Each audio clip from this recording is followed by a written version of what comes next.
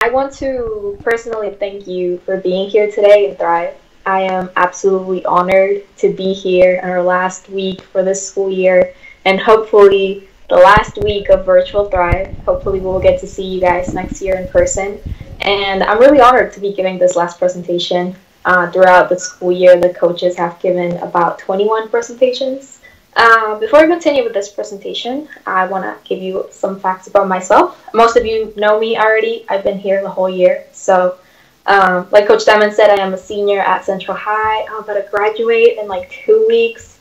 This is my first year as a Thrive coach, and throughout this journey, I've learned a few things about myself. But the purpose of this presentation is to give you a reality check. We're about to end the school year. This is what you need. I'm sorry if you don't like this idea. I'm sorry if it stresses you out. But I can't stress this enough. You need to hear this. You need this information. And I refuse to sugarcoat it in any way. So, now that you're permanently scared of me, allow me to introduce the topic for this week. The topic that I'm so eager to introduce, you probably already know what it is. It is creating legacies. So, I want to start by giving you a little scenario. I'm going to share my screen here. I want you to close your eyes and picture that you are in front of a judge. You're in a courthouse. You are in front of a judge. You're one of the hundreds of kids that are in the immigration system. And you're in front of the judge, and he asks you the question, what do you have to offer? And depending on how you answer this question, it will determine if you get to stay in the United States. And this is a true reality for many children right now that are being forced to defend themselves, basically, in court. So please, I want you to answer this question for me. I want you to open your chats. We're going to give you some time to answer this question. What do you have to offer? What makes you worthy? What makes you stand out from the rest of the kids that are in the same situation as you are? The reason why I'm saying this, while I was doing research for this speech, I came across this word, nativism. So, according to the Cambridge English Dictionary, nativism is a political idea that people who were born in a country are more important than immigrants. So you can see where this is going now. When we were doing the game that Coach Hyman was leading, he put up the paper with the year 2020, and you were supposed to write whatever came up to your mind. I know some of you said racism. I read it in there. So you can see where this is going. You can see why I say that you're in a disadvantage.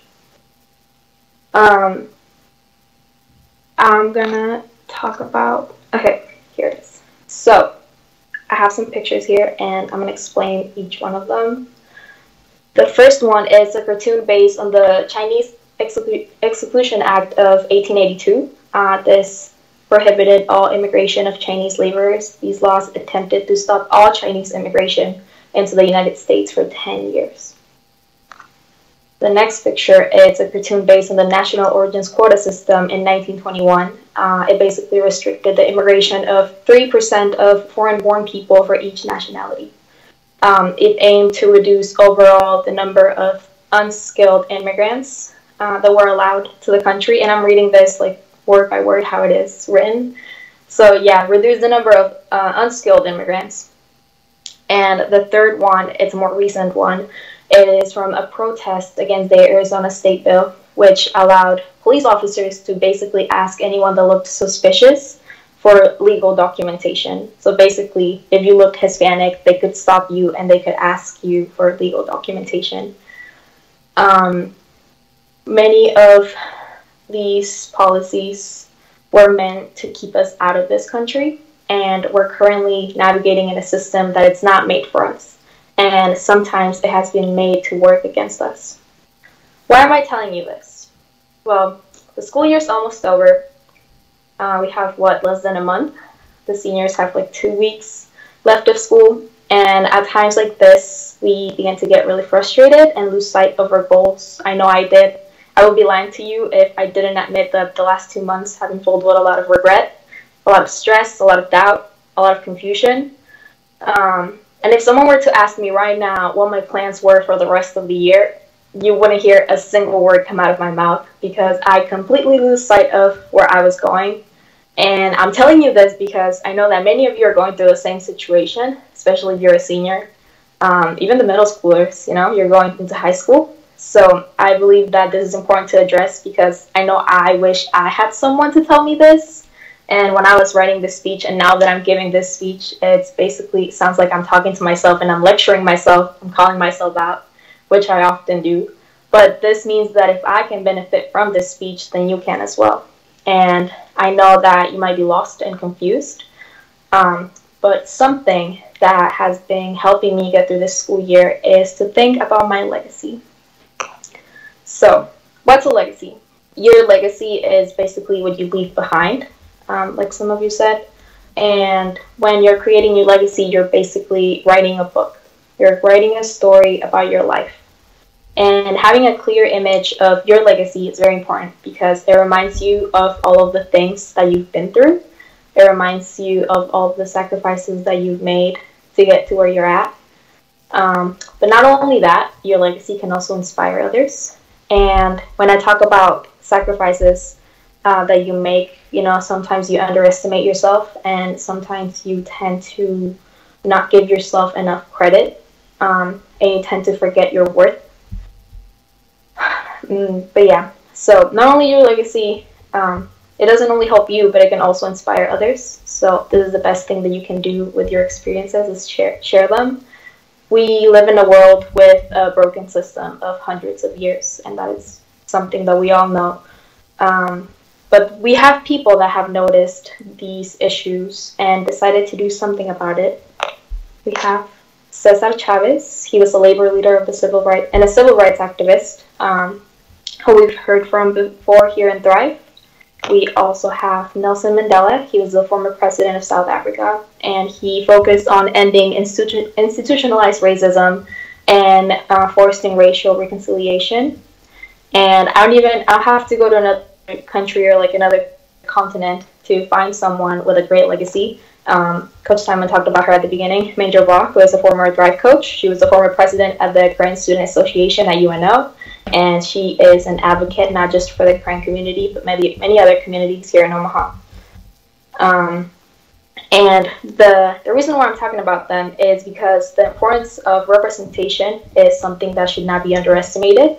And with their legacies and their motivation to help their community, every single one of these individuals is giving us hope. The hope that we need to create our own legacies. Going back to the question that I asked at the beginning, what do you have to offer? What are you leaving behind?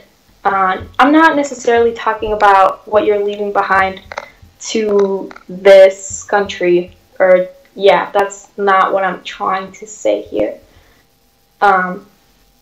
When I'm asking this question, I want you to think of your legacy. I want you to think of something that gives you worth. So something that makes you feel valuable. The worth that you will be measuring at your own standards, of course, not necessarily at someone else's. So to know where you find these standards, where your standards are at, you need to reflect on where you get your worth from. So is it from school, like getting good grades, from your family, validation from your family, from your friends? One of the core values here in Thrive is servant leadership. And the way that I measure my worth personally is on how much I can help others.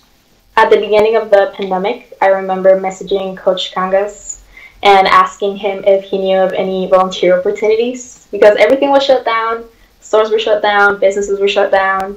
A lot of the volunteer opportunities also ended, so I messaged him on Messenger and I asked him if he knew of any because I was just at home bored, I wanted to do something during a pandemic.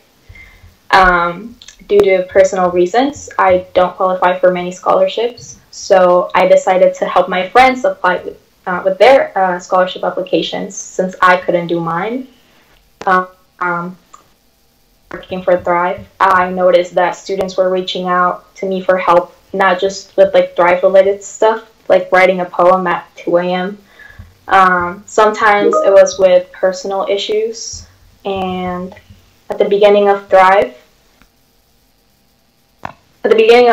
after every meeting, I always get at least one text from any student asking if I can call them into the meeting. At least one every day since I started. Well, maybe not since I started, but like towards after my first month, I would always get one text from a student asking if I could call them into the meetings. And this really warms my heart because it makes me feel like I am worth being here, to help others, to help you guys. And I'm sharing this with you to show you that you can find your worth. When I talk about finding your worth, it doesn't just mean doing something that benefits you. It can also mean something that benefits others and makes you feel good, and like makes you feel like you're growing. Something that helps others and maybe make them realize their worth. So going back to the beginning of the presentation, I asked the question, what do you have to offer? What makes you feel worthy? And you probably started thinking about all of the good things that you can provide for this country. You probably started thinking of all of your good qualities with the scenario that I gave you. And you probably felt lucky compared to other people. You probably felt lucky they're here in the United States. We actually asked this question in our Instagram story a couple days ago. We asked if you felt lucky to be living in the United States. We made a poll, we asked yes or no, and 85% of you said yes. And I think I would have said the same thing before writing this speech. But I don't think that's true. Every single one of you, no exceptions, every single one of you, I want you to know that you are not lucky to be living in the United States. The United States is lucky to have you living here. I hope that with these words, they got you thinking about your legacy and how valuable you truly are. Maybe changed it or reassured your thoughts that you had about your legacy. You might not have much of a legacy right now because you're still young, but I want you to start creating your legacy so that one day, with your legacy, you will be the one that some other lost and confused immigrant student uses to find their way and to create their own legacy. This way, you and future Kareni, Somali, Nepali, Mexican, Guatemala, and Burmese, so that this way, all of them, they can thrive anywhere they go.